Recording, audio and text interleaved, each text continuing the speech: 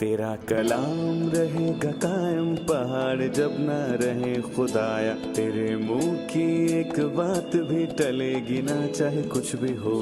तेरी मान दिए है जिंदा सोने से भी कीमती, मेरा दिल ये दे गवाही है ये किताब अज़ीम। नाज़िल करे अपना कलाम शिकस्ता दिलों को सुकून मिले, तारीकी दूर हो मेरी राहें रोशन कर।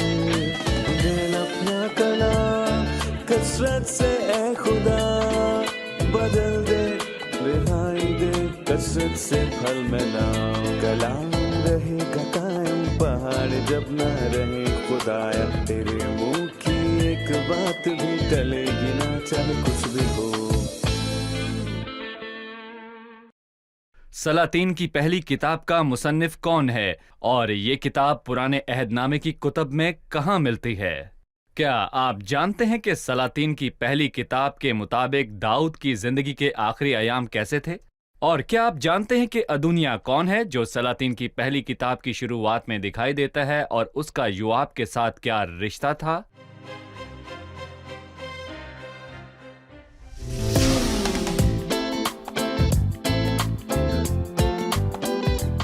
अजीज नाजरीन, मैं अयाद ज़रीफ आप सब देखने वालों को हमारे रोज के बाइबली मुतालियाती प्रोग्राम की नई किस्त में खुशामदीद कहता हूँ। इस किताब में हम बाइबल मुकद्दस की तमाम किताबों का मुकम्मल मुतालिया पेश कर रहे हैं। इससे पहले हमने दूसरे सैमुअल की किताब का मुतालिया मुकम्मल किया था जो दाऊद के तख्त पर बैठने से शुरू होती है, लेकिन दूसरे सैमुअल की किताब दाऊद के गुनाहों की फहरिस्त भी बताती है, जैसे कि जनाकारी और कत्ल।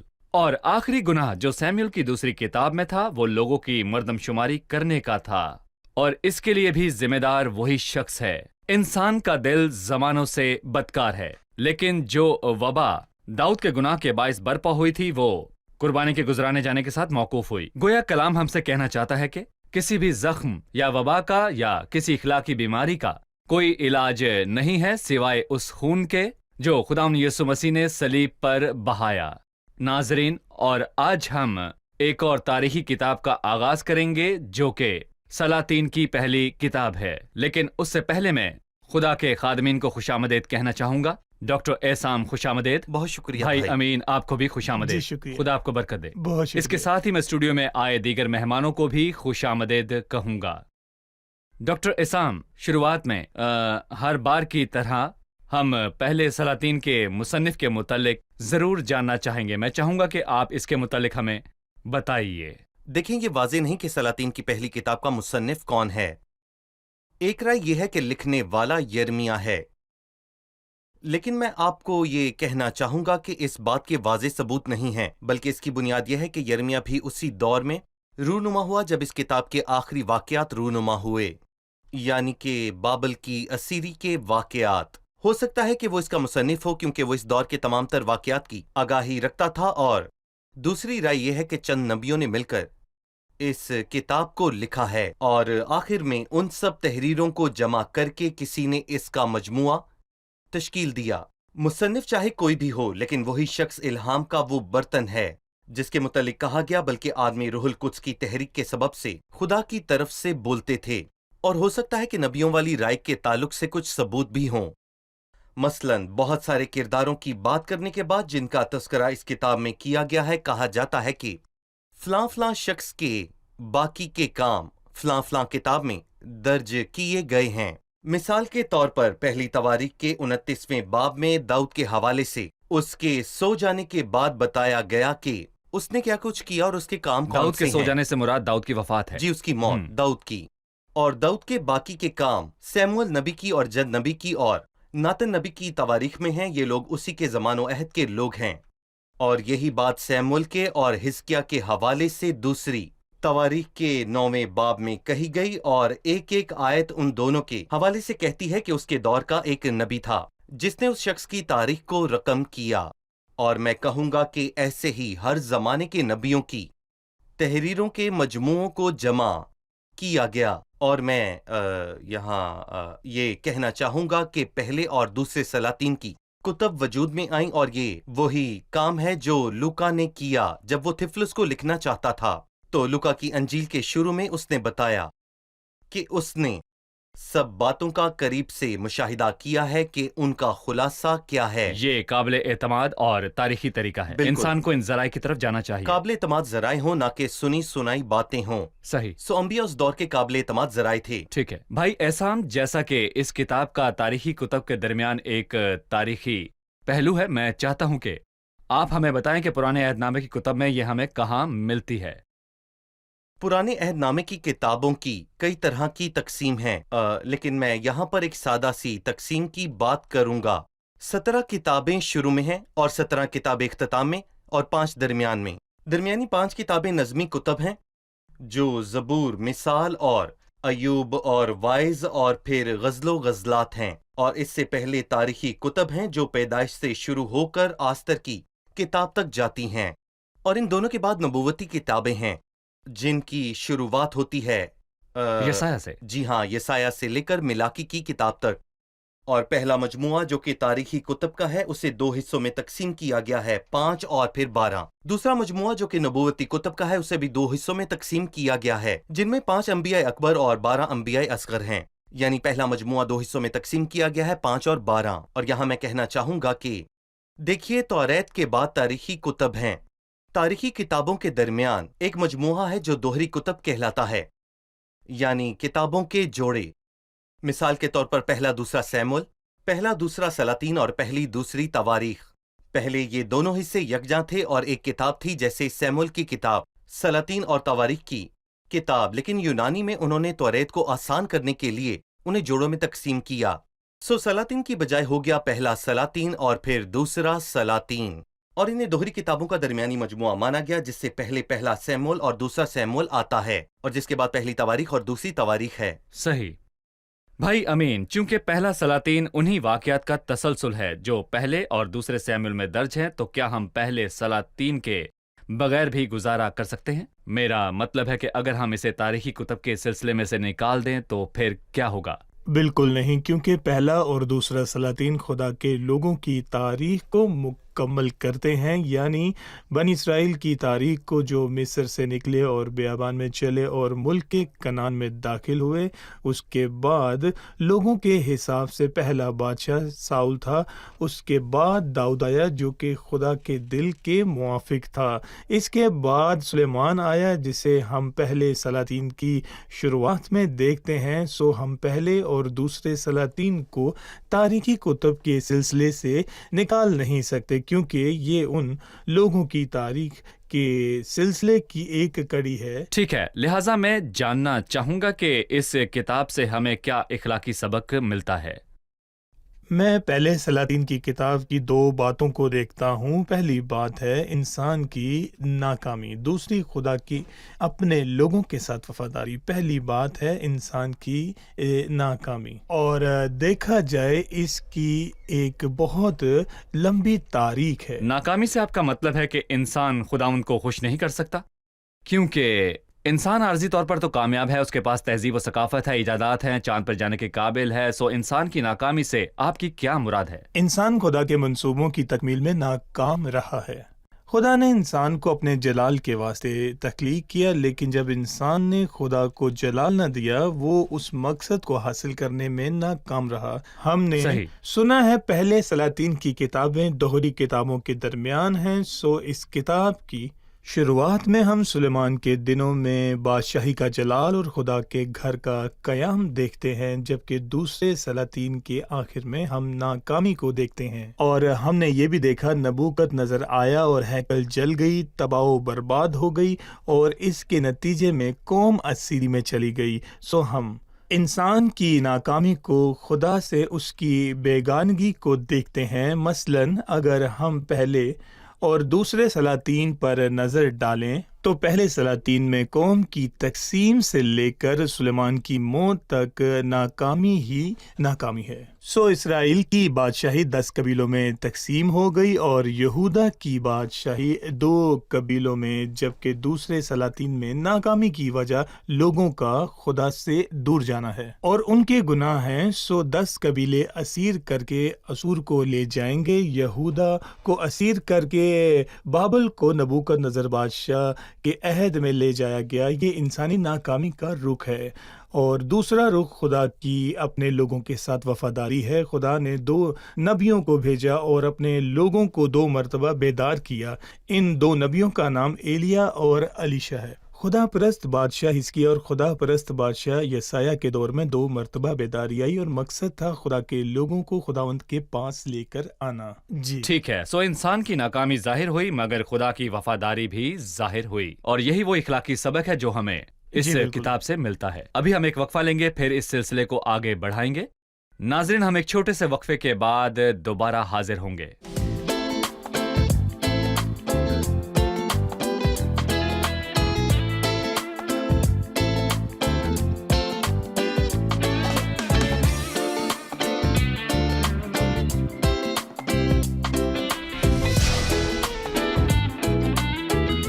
خوش آمدید۔ آئیے اب چلتے ہیں اپنے مہمانوں کی طرف اور ان سے سوال پوچھتے ہیں۔ جی، کس کا سوال ہے؟ میرا ایک سوال ہے، اگر میں پہلی دفعہ یہ کتاب پڑھ رہا ہوں تو اس کتاب کی سب سے بڑی خاصیت کیا ہے؟ اور جاننا چاہوں گا کہ اس کتاب کی کنجی کیا ہے۔ جی، اس کتاب کا مرکزی موضوع کیا ہے اور اسے سمجھنے کی کنجی کیا ہے؟ مان لیجئے کہ اس کی خصلت اور واضح ہو جائے گی جب ہم اس کتاب کے متعلق تفصیل سے جان جائیں گے، اور ہم اس تقسیم سے اس کتاب کے لکھے جانے کا مقصد سمجھ سکتے ہیں۔ اس سے پہلے کہ میں اس کی تقسیم پر بات کروں، ہم نے دیکھا کہ اس کتاب کی شروعات میں ایک بادشاہ کی موت ہوتی ہے، لیکن سلاطین کی پہلی کتاب کا اختتام قوم کی موت سے ہوتا ہے۔ لیکن اس کا آغاز کس کی موت سے ہوتا ہے؟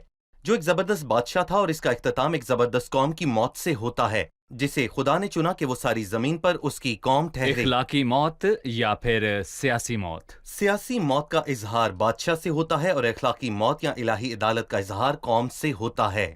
جب خدا نے انہیں اسیری کی سزا سنائی تو جنوبی اور شمالی ریاست دونوں اسیری میں چلی گئی تھیں۔ صحیح۔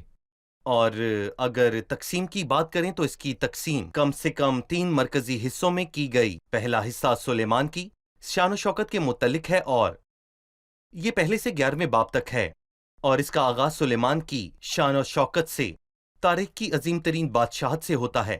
امن، دولت اور عظمت اس دور میں خاصے واضح تھے، لیکن افسوس کہ 11واں باب اس بادشاہ کی ناکامی سے ختم ہوتا ہے، اور دوسرا حصہ جو کہ 12ویں باب سے لے کر 16ویں باب تک ہے، اس کا آغاز بھی ناکامی سے ہوتا ہے۔ یہ آغاز بادشاہت کی شمالی اور جنوبی تقسیم سے ہوتا ہے، اور جنوبی تقسیم میں رہبام ایک اور قبیلہ تھا جو بنیامین کا قبیلہ تھا، اور 10 قبیلے شمالی ریاست میں تھے جن کا بادشاہ یربان بن نبات تھا، اور 12ویں سے لے کر 16ویں باب تک، اور اس کا اختتام اخیاب بادشاہ کے ظہور سے ہوتا ہے جو اسرائیل کا بدترین بادشاہ تھا۔ اور تیسرا حصہ ایلیا کی تاریخ کو بیان کرتا ہے جو 17 سے 22ویں باب کے اندر ہے۔ ایلیا کی تاریخ کا آغاز نبیوں میں سے ایک کی غیر معمولی عظمت سے ہوتا ہے۔ یہاں اس کی عظمت اخیاب سے پہلی ملاقات میں ظاہر ہوئی، اور 18ویں باب میں کوہ کرمل پر مزید واضح ہوئی۔ لیکن افسوس کہ اس حصے کا اختتام بھی ایلیا کی ناکامی سے ہوتا ہے 19ویں باب میں، اور اس کے آخری حصے میں جو 20ویں سے 22ویں باب تک ہے، جہاں اخیاب کا گھنونا ظہور ہوتا ہے۔ اور میں کہوں گا کہ افسوس کہ یہوشفت کی بھی کمزوری ظاہر ہوئی۔ یہاں یہ بات واضح ہے، جیسے کہ بھائی امین نے کچھ دیر پہلے کہا، کہ خدا کا بنیادی مقصد ہمیں یہ بتانا تھا کہ اس نے باوقار بادشاہ داؤد کو مقرر کیا ہے۔ وہ انسانی نمونہ تھا جس میں کمزوری اور ناکامی کا عنصر تھا۔ افسوس کہ انسان اس انسانی نمونے پر پورا نہیں اتر سکا۔ وہ معیار جو انسانی ہے اور کمتر ہے، وہ چاہتا تھا وہ داؤد کی مانند بنے، اور یہ بات متعدد بار دہرائی گئی۔ لیکن میں کہوں گا کہ افسوس کہ یہ بات زیادہ تر میں پوری نہ ہو پائی، چاہے وہ یہوہ یا پھر شاہ اسرائیل ہو۔ ہم جاننا چاہتے ہیں کہ اس کتاب کو سمجھنے کی کنجی کیا ہے۔ میں یہاں کہوں گا کہ کنجی آیات کے مجموعے کے اندر ہے۔ میں کہوں گا کہ پہلی آیت سے یہ واضح ہوتا ہے کہ خداوند چاہتا تھا کہ وہ بالکل داؤد کی مانند بنے، اور مثال کے طور پر پہلے سلاطین کے 15:5 میں یہ لکھا ہے کہ خداوند یہی چاہتا تھا کہ کم سے کم وہ اتنا ہی کرے، اور ہم جانتے ہیں کہ بادشاہ قوم کا نمائندہ ہے، صحیح۔ اس لیے کہ داؤد نے وہ کام کیا جو خداوند کی نظر میں ٹھیک تھا، اور اپنی ساری عمر خداوند کے کسی حکم سے باہر نہ ہوا، سوائے ہتی اوریا کے معاملے میں۔ حالانکہ اس نے ہتی اوریا کے معاملے میں گناہ کیا تھا، تو بھی خداوند چاہتا تھا کہ باقی کے بادشاہ بھی جو قوم کی نمائندگی کرتے ہیں داؤد کی مانند ہوں۔ لیکن ایسا نہ ہوا، اور پھر پہلی اور پھر دوسری سلاطین میں شمالی اور جنوبی ریاستوں کا انجام سچ میں میں اگر کہوں تو بہت ہی افسوسناک تھا۔ اور شمالی ریاستوں کا انجام دوسرے سلاطین کے 17ویں باب کی 22ویں آیت میں بتایا گیا۔ اور بنی اسرائیل ان سب گناہوں کی، انہوں نے وہ کام کیا جو خدا کی نظر میں ٹھیک نہیں تھا، اور جو یربام نے کی یہ تنقید کرتے رہے وہ ان سے باز نہ آئے، یہاں تک کہ خداوند نے اسرائیل کو اپنی نظر سے دور کر دیا، جیسا اس نے اپنے سب بندوں کی معرفت جو نبی تھے فرمایا۔ سو بنی اسرائیل اپنے ملک سے اسور کو پہنچ گیا، جہاں وہ آج تک ہے۔ داؤد کو بطور نمونہ نہ رکھا گیا بلکہ یربعام کو اس کے تمام گناہوں کے ساتھ بطور اور نمونہ یہاں پر رکھا میں گیا۔ یہ بھی کہنا چاہوں گا کہ شمالی ریاست اور جنوبی ریاست دوسرے سلاطین کے 25ویں باب میں ان کو جلاداروں کا سردار نبوزردان پکڑ کر شاہ بابل کے حضور ربلا میں لے گیا، اور شاہ بابل نے حملات کے علاقے ربلا میں ان کو مارا اور قتل کیا۔ سو یہودا بھی اپنے ملک سے اسیر ہو کر چلا گیا۔ افسوس کہ دونوں ریاستیں ناکام رہیں اور ان کا اختتام اسیری سے ہوا۔ بھائی امین، پہلے سلاطین کے پہلے باب کی پہلی آیت یہ ہے، اور داؤد بڈھا اور کہنسال ہوا اور وہ اسے کپڑے اڑاتے پر وہ گرم نہ ہوتا تھا۔ میں چاہوں گا کہ آپ ہمیں داؤد کے آخری دنوں کی نوعیت اور اس کی حکمرانی کے دور کے متعلق کچھ بتائیں۔ داؤد جو ہمارے حساب سے ایک بابرکت کردار ہے، ایک نوجوان چرواہا تھا، اس کے بعد وہ ایک عظیم بادشاہ بنا اور خداوند کے خوف میں چلتا رہا۔ ہمارے ذہن میں جاتی جولیت کا عکس ہے اور داؤد کے اس سے لڑنے اور اسے شکست دینے کا، مگر دن گزرتے رہے اور داؤد بادشاہ بوڑھا ہو گیا۔ یہاں ایک سبق ہے، جیسا کہ دانشمند سلیمان نے کہا، اپنی جوانی کے دنوں میں اپنے خالق کو یاد کر۔ لیکن داؤد بوڑھا اور کہنسال ہوا اور اس کا نتیجہ انسانی کمزوری تھا، اور جب وہ بوڑھا ہوا تو آپ دیکھیں کہ اس کا نتیجہ یہ ہوا کہ دنیا اس کی بادشاہی اسے چھیننا چاہتا تھا۔ صحیح، ابھی وقت ہے ایک وقفے کا، پھر ہم اس سلسلے کو آگے بڑھائیں گے۔ ناظرین، ہم ایک چھوٹے سے وقفے کے بعد دوبارہ ملیں گے، لیکن اگر آپ کا کوئی سوال ہو تو وقفے کے دوران دیے گئے پتے پر آپ ہمیں ارسال کریں، ہم اس کا جواب آپ کو ضرور دیں گے۔ ایک چھوٹے سے وقفے کے بعد دوبارہ حاضر ہوں گے۔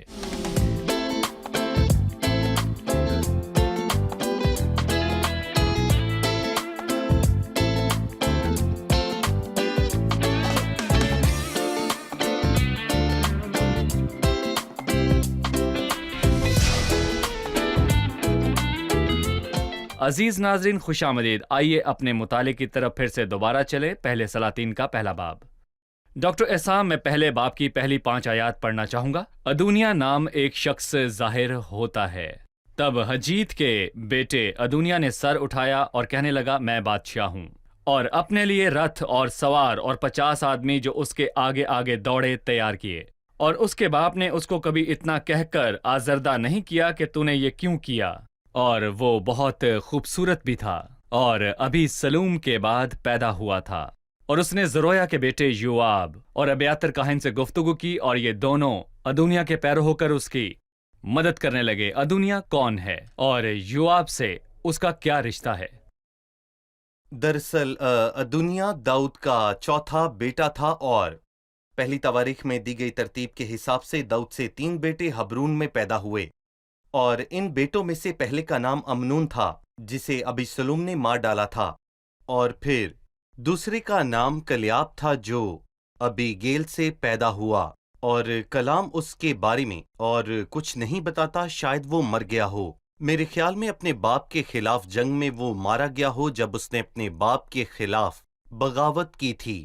چوتھا دنیا تھا، اور عام انسانی ترتیب کے حساب سے اس کا بادشاہی پر حق تھا، اور افسوس کہ اس نے یہ سوچا کہ وہ بادشاہ ہوگا، لیکن ہم سب یہ جانتے ہیں کہ یہ خدا طے کرے گا کہ کون بادشاہی کرے گا، کیونکہ داؤد بھی اپنے بھائیوں میں سب سے چھوٹا تھا۔ لیکن اس نے ابیسلوم کا سا کام کیا، اور اس میں ابیسلوم کی سی خوبیاں تھیں، اور وہ ایک دلیر شخص تھا، اور بعد ازاں اس نے ابیسلوم کا سا ہی کام کیا اور اپنے باپ کا باغی ہو گیا۔ وہ چاہتا تھا کہ اس کا بیٹا پیچھے ہٹے اور وہ بادشاہی کو پا سکے۔ اور یہاں میں ایک بات بتانا چاہوں گا کہ ادونیا کی ماں کا نام حجیت تھا، اور اس کی ماں کے نام کا مطلب ہے ایک تہوار، لیکن اس کی ماں نے بعدازاں اپنے باپ کے گھر کو ایک بڑا دکھ دیا، اور اس بات کو بھی ہم بخوبی جانتے ہیں کہ اس کا یوآب سے کیا رشتہ تھا؟ دیکھیں اخلاقی صفات ہیں جو انہیں ایک ہی صف میں کھڑا کرتی ہیں۔ یوآب داؤد کی دور حکومت میں اس کی فوج کا سردار تھا، اور میں یہ کہوں گا کہ یہاں تک کہ داؤد بھی اس سے خوف کھاتا تھا، کیونکہ وہ ایک خوفناک کردار تھا۔ اثر و رسوخ رکھتا تھا۔ جی بالکل، اور بدکار شخص تھا، اور جو کوئی اس سے مقابلہ کرتا اس سے مار ڈالتا، اور اس کا داؤد پر اور باقی تمام لوگوں پر بھی بڑا اثر تھا، اور اسی لیے داؤد کے سارے دور حکومت میں وہ اس کی فوج کا سردار رہا، اور اس کا کوئی بھی مقابلہ نہیں کر سکتا تھا۔ لیکن یہ ظاہر ہے کہ وہ اپنے فائدے کے لیے دوسروں کا استعمال کرتا تھا، اور جب داؤد بادشاہی کے قابل تھا تو وہ اس کا داہنا ہاتھ تھا اور اسے نہ چھوڑا۔ لیکن جب اس نے دیکھا کہ داؤد بوڑھا اور کہنسال ہوتا جا رہا ہے تو اس نے کسی اور طرف دیکھنا شروع کر دیا، سو اس کی بدکاری، مفاد پرستی اور خود پرستی کی بے شمار صفات نے اسے داؤد کے مخالف ادونیا کے ساتھ جا کر کھڑا کر دیا، کیونکہ یوآب نے ادونیا کا اس کے باپ کے ساتھ بغاوت میں ساتھ دیا، اور اس نے سوچا کہ وہ بادشاہت کو لے لے گا۔ اور بھائی احسام، آج بھی یہی کچھ ہوتا ہے، لوگ فتح کے ساتھ ہونا چاہتے جی ہیں، صحیح کہا، وہ اصولوں کے پابند نہیں ہیں۔ بالکل۔ بھائی امین، یہ ظاہر ہے کہ ادونیا لوگوں کے دلوں کو جیتنا چاہتا تھا کہ وہ اس کا ساتھ دیں، سو اس نے کیا کیا؟ ادونیا نے ایک بڑی ضیافت کا اہتمام کیا، اور 9ویں آیت میں لکھا ہے، اور ادونیا نے بھیڑیں اور بیل اور موٹے موٹے جانور زہلت کے پتھر کے پاس جو عین راجل کے برابر ہے ذبح کیے، اور اپنے سب بھائی یعنی بادشاہ کے بیٹوں کی اور سب یہودا کے لوگوں کی جو بادشاہ کے ملازم تھے دعوت کی۔ وہ لوگوں کو خوش کرنا چاہتا تھا تاکہ وہ اس کا ساتھ دیں، کیونکہ افسوس کہ اس نے سر اٹھایا اور کہا کہ میں بادشاہ ہوں گا۔ میں یہاں ایک چھوٹی سی بات کہنا چاہوں گا، کیونکہ اس کے باپ نے کبھی اسے آزاد نہ کیا۔ داؤد نے ادونیا کو ایک بار بھی آزاد نہ کیا۔ وہ لوگوں کی ضیافت کرنا چاہتا تھا تاکہ لوگوں کا دل جیت سکے، لیکن ہم یہاں پر کہہ سکتے ہیں کہ جو باتیں خدا کی طرف سے قائم رہیں گی وہی ہمیشہ تک قائم رہیں گی۔ اب وقت ہے کہ ہم حاضرین سے ان کا سوال پوچھیں۔ جی سوال کیجئے۔ میرا سوال 33ویں آیت سے ہے، میرے بیٹے سلیمان کو میرے ہی خچر پر سوار کرو۔ میں پوچھنا چاہوں گا کہ خچر پر سوار کرنے کی کوئی خاص وجہ تھی؟ جی ڈاکٹر احسام، آپ کیا کہیں گے؟ یقیناً اس کا ایک خاص مطلب ہے، خدا کے کلام کے ہر لفظ کا ایک خاص مطلب ہے، اور اس زمانے کی روایات کے مطابق گھوڑوں کا استعمال جنگ کے دوران ہی کیا جاتا تھا۔ سو گھوڑوں کی سواری کا مطلب ہوتا تھا کہ کوئی جنگ پر جا رہا ہے، یا پھر کوئی جنگ سے واپس آ رہا ہے، یا پھر کوئی جنگ کی خبر لا رہا ہے۔ لیکن بادشاہ خچروں کی سواری کیا کرتے تھے، لیکن داؤد کو لے کر میرے ذہن میں ایک اور اخلاقی مطلب آ رہا ہے۔ خچر اور گدھا حلیمی کی علامت ہے، لیکن گھوڑا عظمت کی علامت ہے۔ داؤد باوقار بادشاہ تھا جو خداوند کو خوش رکھنا چاہتا تھا، اور یہ جانتا تھا کہ لکھا ہے کہ اپنے لیے اور گھوڑے نہ بڑھائے، کیونکہ گھوڑے عظمت کی علامت ہیں۔ اس لیے وہ ہر اس بات سے دور رہنا چاہتا تھا جو خدا کو ناخوش کرتی ہے، اور اپنے ہر کام سے خدا کو خوش کرنا چاہتا تھا۔ اور اگر اسے محسوس ہوتا کہ کسی بھی کام میں فخر کا عنصر شامل ہے تو گھوڑوں کی سواری ضروری نہیں، خچر کی سواری کرو۔ صحیح۔ خداوند یسوع مسیح اپنی پہلی آمد گدھے پر بلکہ گدھے کے بچے پر سوار ہوا، لیکن اپنی دوسری آمد پر وہ گھوڑے پر سوار ہوگا، اور وہ ناراستوں کی عدالت کرے گا۔ لہٰذا گھوڑا جنگ کی علامت ہے، جبکہ گدھا اور خچر امن کی علامت ہے، اور سلیمان کی بادشاہی کے دور میں جنگ نہیں بلکہ امن رہا۔ بھائی امین، ادونیا بادشاہی کرنا چاہتا تھا، لیکن بادشاہی سلیمان کے پیچھے پیچھے گئی، سلیمان کے پیچھے۔ لہٰذا میں جاننا چاہوں گا کہ ادونیا کا کیا ہوا جب اس تک سلیمان کے بادشاہ بننے کی خبر پہنچی؟ جب اس نے جانا تو آیت 39 میں لکھا ہے، پھر وہ دنیا کے سب مہمان ڈر گئے اور اٹھ کر کھڑے ہوئے، اور ہر ایک نے اپنا راستہ لیا، اور دنیا سلیمان کے سبب سے ڈر کے مارے اٹھا اور جا کر مذبح کے سینگ پکڑ لیے۔ گویا وہ ہم یہ کہنا چاہتے ہیں، جو کوئی خود کو بڑا بنائے گا چھوٹا کیا جائے گا، اور جو کوئی خود کو چھوٹا بنائے گا وہ بڑا کیا جائے گا۔ جو کوئی غلط راہ پر چلے گا، جو خدا کی مرضی کے خلاف چلے گا، اسے خوف گھیر لے گا۔ اس کے بعد وہ سلیمان بادشاہ کے پاس گیا، جس نے کہا اگر وہ اپنے کو لائق ثابت کرے تو اس کا ایک بال بھی زمین پر نہ گرے گا۔ اس نے اسے اس بنیاد پر معاف کیا کہ وہ توبہ کرے گا۔ خدا آپ کو برکت دے۔ اب وقت ہے کہ ہم قسط کی دہرائی کریں۔ آپ تیار ہیں؟ میں آپ لوگوں سے جاننا چاہوں گا کہ پہلے سلاطین کا مصنف کون ہے۔ یہ کتاب پرانے عہد نامے کی کتب میں کہاں ملتی ہے؟ اس کا جواب کون دے گا؟ یہ واضح نہیں ہے کہ اس کا مصنف، لیکن اس حوالے سے دو آراء ملتی ہیں۔ پہلی رائے یہ ہے کہ شاید اس کا مصنف یرمیہ ہے، کیونکہ وہ اس کتاب کے آخری واقعات کے ساتھ نمودار ہوا جو کہ بائبل کی اسیری کے واقعات تھے۔ دوسری رائے یہ ہے کہ چند نبیوں نے اس کے الگ الگ حصوں کو لکھا اور پھر انہیں یکجا کر لیا گیا۔ یہ کتاب پرانے عہد نامہ کی تاریخی کتب کے درمیان پائی جاتی ہے اور یہ دوہری کتب حصے سے بھی تعلق رکھتی ہے۔ جی صحیح۔ ادونیا کون ہے اور اس کا یوآب کے ساتھ کیا رشتہ تھا؟ دنیا کا مطلب ہے خداوند میرا خدا ہے۔ وہ داؤد کا چوتھا بیٹا تھا اور انسانی ترتیب کے حساب سے بادشاہی کرنے کا حق اسے تھا، لیکن بادشاہی خداوند کی ترتیب کے مطابق ہوئی۔ وہ صفات جو ادونیا اور یوآب کے درمیان تعلق قائم کرتی ہیں وہ اخلاقی ہیں۔ یوآب ایک برا شخص تھا، داؤد کے دور میں فوج کا سردار تھا جو وہ لمبے عرصے تک رہا۔ ہم یہ بھی دیکھتے ہیں کہ یوآب چاہتا تھا کہ وہ فاتحہ کے ہمراہ ہو اور اسی لیے وہ ادونیا کی بادشاہی کے حق میں تھا۔ صحیح۔ ادونیا کو بادشاہی نہ ملی بلکہ سلیمان بادشاہ ہوا، اور اس کے بعد انہوں نے سلیمان کو گھوڑے کے بجائے خچر پر سوار کیا۔ اس کی کیا وجہ تھی؟ اس وقت گھوڑے جنگ کے لیے استعمال کیے جاتے تھے، جبکہ خچر روزمرہ کے معمولی کاموں کے لیے، اور اس کا اخلاقی مطلب یہ ہے کہ خچر اور گدھا حلیمی کی علامت ہے، جبکہ گھوڑا عظمت کی علامت ہے۔ جی صحیح۔ آپ سب کا شکریہ، خدا آپ کو برکت دے۔ میں اپنے مہمانوں کا بھی شکر گزار ہوں۔ اگلے پروگرام میں آپ سے پھر بات شکریہ۔ ہوگی۔ بہت شکریہ۔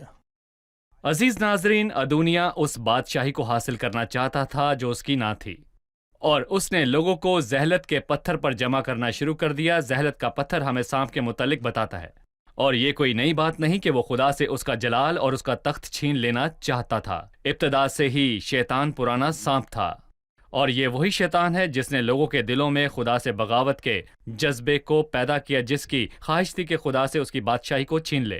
سانپ یعنی شیطان وہی ہے جس نے لوگوں کے دلوں میں غرور کو بویا، اور کسی بھی طرح کا غرور انسان کو خدا سے جدا کر دیتا ہے۔ لیکن بائبل مقدس ہمیں ایک اور شخص کے متعلق بتاتی ہے جس نے غرور سے یا اپنے باپ کے خلاف بغاوت کرنے سے بادشاہی حاصل نہ کی۔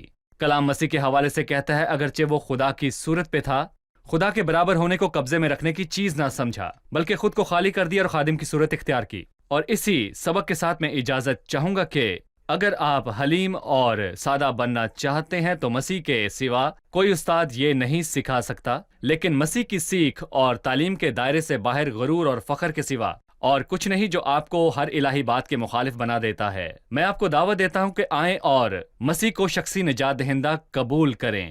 آنے والی قسط میں آپ سے پھر ملاقات ہوگی۔ خدا آپ سب کو برکت دے۔ اپنی وفات سے پہلے داؤد نے سلیمان کو کیا حکم دیا؟ میرا آپ سے سوال ہے کہ آج کی قسط میں ہم نے داؤد کی زندگی کے آخری ایام اور اس کی موت کے حوالے سے کیا جانا؟ ادونیا کا ابیشاگ شمونیت سے بیاہ کرنے کی درخواست کا خفیہ مقصد کیا تھا جو اس نے سلیمان کے سامنے پیش کی؟